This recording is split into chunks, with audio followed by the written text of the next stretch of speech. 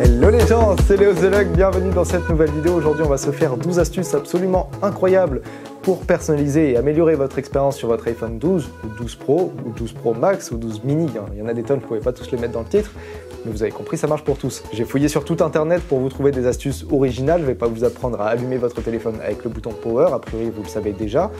Sinon, il y a quand même un petit problème. Aussi, petite news, j'en profite pour vous le dire, j'ai lancé maintenant l'option rejoindre sur la chaîne YouTube. C'est un autre moyen de soutenir cette chaîne, donc ça me permet de financer des projets un petit peu plus gros et plus ambitieux. Voilà, si vous avez les moyens de le faire et que vous avez l'envie de le faire, j'en parle un petit peu plus en fin de vidéo, donc ce serait super. Maintenant, évidemment, c'est à vous de voir, et sinon, un abonnement tout court, ce serait déjà absolument génial, donc n'hésitez pas à le faire. Alors, je sais ce que certains d'entre vous vont se dire, c'est que Léo, ça fait quand même 40 vidéos sur l'iPhone 12 Pro Max, ça commence à faire beaucoup de vidéos sur l'iPhone 12, t'en fais trop. Alors, vous n'avez pas spécialement tort, mais déjà, de une, il y a beaucoup de choses à dire, et bon, de deux, quand même, il coûte très cher, donc il faut un petit peu le rentabiliser en faisant beaucoup de vidéos. Oui, bon, bref, aujourd'hui, c'est les 12 astuces pour profiter encore plus de votre iPhone 12 Pro, Pro Max, tout ce que vous voulez. Générique.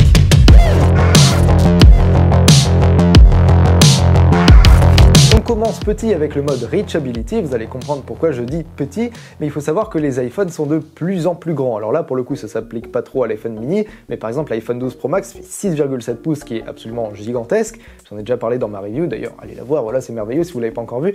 Bref, les iPhones sont très grands, et du coup, ça rend l'utilisation à une main presque impossible quand on est avec un iPhone 12 Pro Max.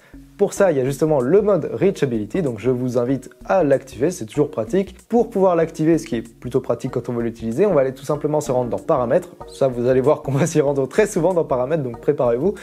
Voilà, on va aller venir chercher Accessibilité, puis Toucher, et on va accéder à la case Accès facile qu'on va tout simplement venir cocher. Pour le mettre en place, il suffit de faire un swipe vers le bas depuis le milieu de votre téléphone, ce qui va mettre en place le mode. Voilà, ça prend à peu près la moitié de votre écran utilisable, et quand on a une seule main pour utiliser son téléphone, c'est vraiment beaucoup plus pratique, et toutes les applications sont à peu près atteignables. On enchaîne tout de suite avec l'une des fonctionnalités les plus primaires d'un téléphone, les plus basiques, c'est évidemment d'utiliser l'App Store. Non, pas du tout, c'est de téléphoner, ouais, ça me paraît plutôt logique.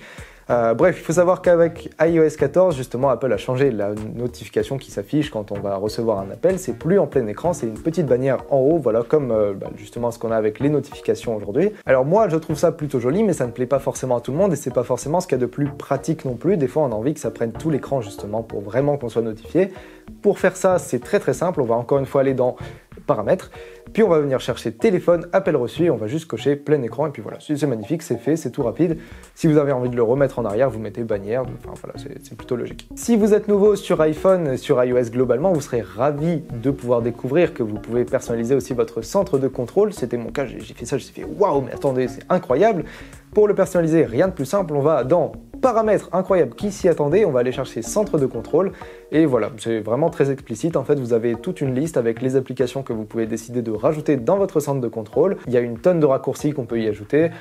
Voilà, c'est juste globalement très pratique, ça vous permet d'avoir un centre de contrôle beaucoup plus personnalisé. Par exemple, si on a envie d'activer le mode nuit, si on a envie, je sais pas, de passer en mode économie d'énergie, si on... enfin, il y a plein de choses qu'on peut avoir envie de faire, ça vous permet de les rajouter, ça vous permet d'en enlever certaines. Donc c'est super pratique. On va parler maintenant de Safari. Alors Safari, vraiment, il y a plein de raisons pour lesquelles on peut l'adorer, c'est quand même un très bon navigateur, mais il y a aussi plein de raisons pour lesquelles on peut pas spécialement l'aimer. Et si c'est votre cas, vous aurez sûrement installé par exemple une alternative comme Chrome ou Firefox. Et si vous avez, encore une fois, fait ça, ça va être particulièrement chiant quand vous cliquez sur un lien et que ça vous redirige sur Safari et pas sur Chrome ou sur Firefox. Pour ça, il suffit simplement de changer son navigateur par défaut. Pour ça, on va se rendre encore une fois dans les paramètres, on va venir chercher notre nouvelle application, donc par exemple Chrome.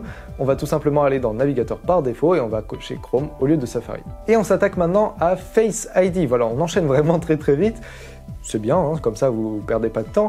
Face ID, tout simplement, moi je trouve que c'est un super moyen de s'authentifier sur son téléphone.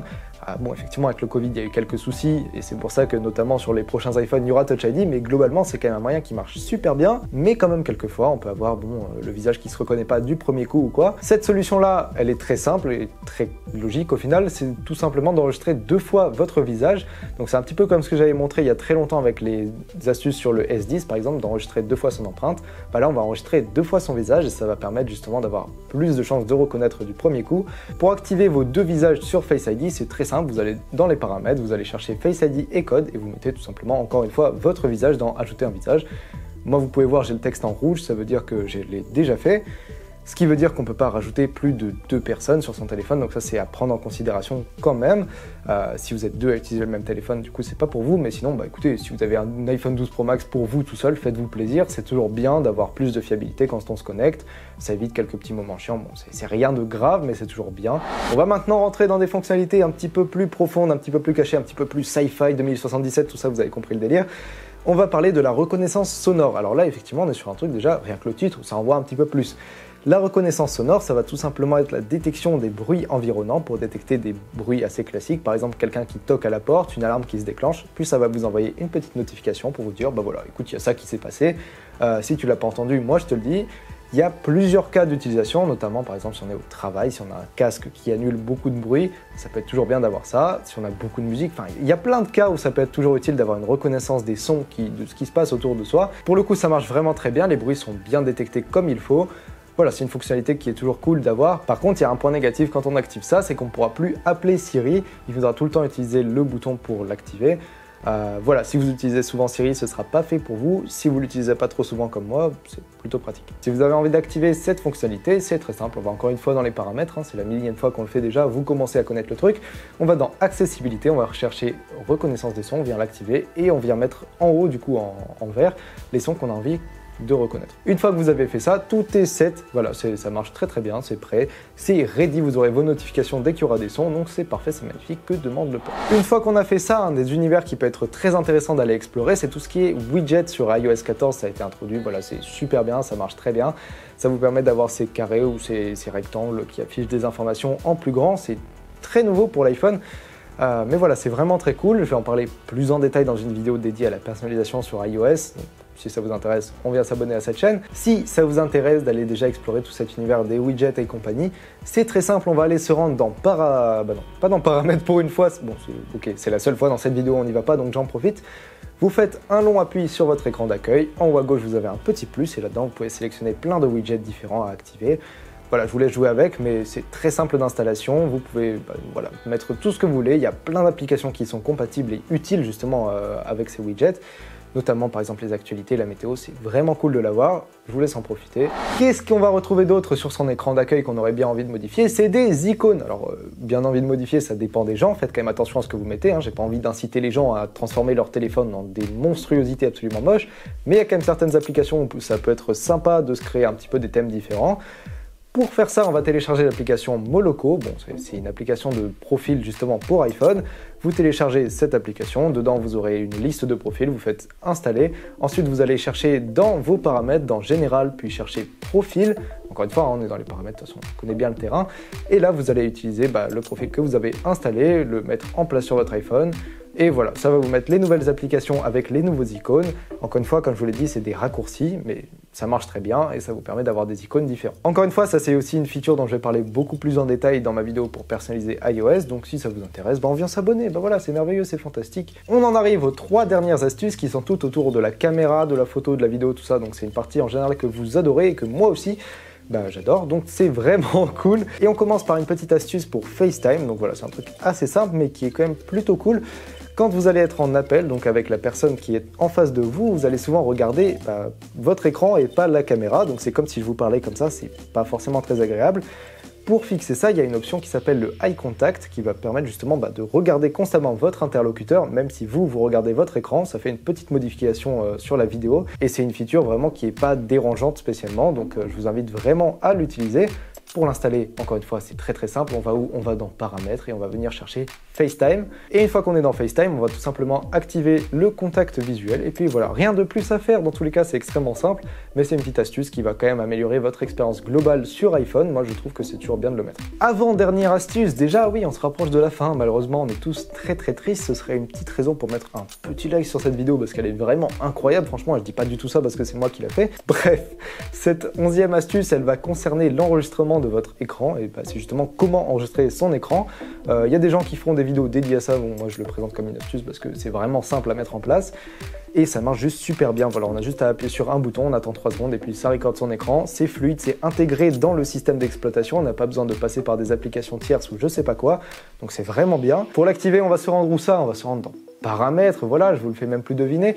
On va venir chercher centre de contrôle à nouveau et on va venir rajouter dans notre centre de contrôle l'option enregistrer son écran. Voilà, maintenant une fois qu'on ouvre son centre de contrôle, on peut tout simplement cliquer sur enregistrer l'écran.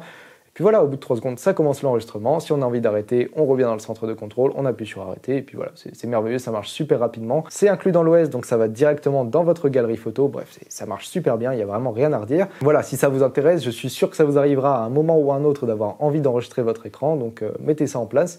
Comme ça, vous serez ready. Enfin, on en arrive à ma dernière astuce qui n'est pas des moindres parce que là, ça concerne vraiment concrètement la prise de photos et de vidéos. Et du coup, en fait, il y a même 2 astuces. Donc là, vous vous dites, mais attends, je suis venu pour 12 astuces, on m'en donne 13. Mais attends, c'est absolument incroyable, je vais m'abonner tout de suite à cette chaîne. C'est exactement ce que vous êtes en train de vous dire. Pour faire ça, vous allez cliquer sur le bouton s'abonner et mettre la cloche, c'est absolument essentiel. Oui, alors effectivement, mes skills d'hypnose sont pas ouf, mais j'aimerais bien quand même que vous le fassiez. La première astuce, ça consiste donc à activer la prise de photo en HDR avec l'option Smart HDR pour votre appareil photo. Pour l'activer, c'est très simple, on va aller dans un petit truc pas très connu qui s'appelle paramètres, tiens, on n'y est jamais allé. Vous allez dans appareil photo et là-dedans vous allez activer Smart HDR, donc ça va vous permettre d'avoir de bien meilleures expositions, de beaucoup mieux gérer du coup vos zones de surexposition, vos zones de sous-exposition. Globalement, vos photos vont donc ressortir avec une meilleure qualité au niveau des couleurs surtout. Donc c'est vraiment une super option à activer, je vous invite à le faire tout de suite. Voilà, maintenant vous allez dans vos paramètres, vous faites activer, hop, c'est tout simple, voilà. Et enfin la dernière option à activer, du coup, ça concerne la vidéo, voilà, comme ça vous serez ready de chez ready avec votre iPhone, toutes les astuces seront appliquées, ce sera merveilleux. Cette option dont je vous parle, qui est absolument merveilleuse, c'est le Apple Pro RAW, voilà, ça a été vendu vraiment comme un truc absolument incroyable pendant la conférence d'Apple. Maintenant c'est sorti, vous pouvez aller tout simplement dans appareil photo, format et activer Pro RAW. Ça va vous permettre de justement prendre vos photos au format RAW. C'est un format qui permet d'être beaucoup plus édité derrière dans des logiciels justement d'édition de photos, que ce soit Photoshop, Lightroom, bref. Vous aurez beaucoup plus de marge pour éditer vos photos et ça c'est vraiment bien. C'est un format qui est destiné quand même aux photographes un petit peu plus professionnels. Donc faites attention quand même parce que vos photos vont prendre plus de place. Mais une fois que vous avez le format RAW, vous aurez beaucoup plus d'informations dans les photos.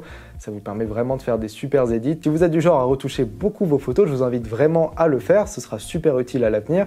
Maintenant, si c'est pas votre genre, écoutez, ne le faites pas forcément, ça prend beaucoup de place pour pas grand chose. Et c'est là-dessus que je viens conclure cette vidéo des 12 astuces pour l'iPhone 12, 12 Pro, 12 Pro Max, 12 mini. Alors, si vous le demandez, je vais répondre à votre question, oui, c'est 12 astuces parce que c'était l'iPhone 12 Pro, je me suis dit que c'était drôle, bon, écoutez, je jugez pas. Si vous êtes encore là, ça veut dire que je vous ai complètement captivé à l'aide de cette vidéo, donc je suis très flatté. Ou alors, sinon, je vous êtes endormi dans cette vidéo, donc ça, c'est vraiment pas ouf. On va préférer l'option 1, donc je vous invite à vous abonner à cette chaîne si c'est pas déjà fait, mettre un petit like, mettre un petit commentaire, partager la vidéo, il y a plein de choses qu'on peut faire. Ça me ferait super plaisir, ça m'aiderait à vraiment grandir cette chaîne. On est bientôt à 26 000 abonnés à l'heure où je tourne cette vidéo, ce serait génial si on y arrivait. Donc merci d'avance. Comme j'ai pu vous en parler en début de vidéo, si vous avez envie d'aller plus loin dans l'aide à cette chaîne, vous pouvez activer le bouton rejoindre. Voilà, c'est une option de souscription payante à cette chaîne, ça m'aiderait à financer du coup mes concepts de vidéos et d'aller peut-être vers des nouveaux concepts de vidéos un petit peu plus osés. Effectivement, une vidéo ça coûte toujours de l'argent à produire, hein, tout ça, ça s'est pas acheté gratuitement, c'est pas apparu de nulle part. Voilà, si vous avez envie de m'aider, ce serait vraiment génial. Maintenant, faites-le uniquement si vous avez les moyens et l'envie. Si vous faites tout ça, il y aura évidemment quelques petites contreparties plutôt sympathiques, comme par exemple notamment l'accès à un petit badge, voilà, pour montrer que vous êtes un vrai pro de la chaîne Léo The Loc. Vous aurez une dédicace évidemment à la fin ou au début de vidéo selon ce que vous prenez. Et au-delà de ça, vous aurez, voilà, plus tard peut-être des nouvelles choses qui vont se faire. J'aimerais bien créer un canal de discussion avec tous les gens qui sont abonnés de cette manière-là. Voilà, il y aura plusieurs choses cool à faire. On va essayer de faire évoluer ça dans le bon sens des choses. Donc si ça vous intéresse, ça me ferait vraiment super plaisir. Encore une fois, évidemment, un abonnement ce serait déjà top. Donc si vous n'avez pas les moyens ou pas l'envie, je comprends complètement. Donc voilà, si vous avez envie de vous abonner, ça me ferait super plaisir aussi, merci d'avance. Enfin bon, j'arrête de parler trop de tous ces sujets, je vous donne ma dernière vidéo qui est juste là, voilà, vous pouvez cliquer, c'est merveilleux, c'est magnifique. Au-delà de ça, moi je vous retrouve dimanche prochain à 15 h ou alors mercredi prochain à 18 h, peut-être pour une vidéo surprise, on ne sait pas, ça peut toujours sortir à n'importe quel moment. Voilà, c'est ce qui conclut officiellement cette vidéo, là, c'est officiellement fini, hein, vous pouvez partir, c'est bon, je remballe le décor. D'ici la prochaine fois où on se voit, je vous souhaite de très bien vous porter, c'était Léo The Loc à votre service, à bientôt.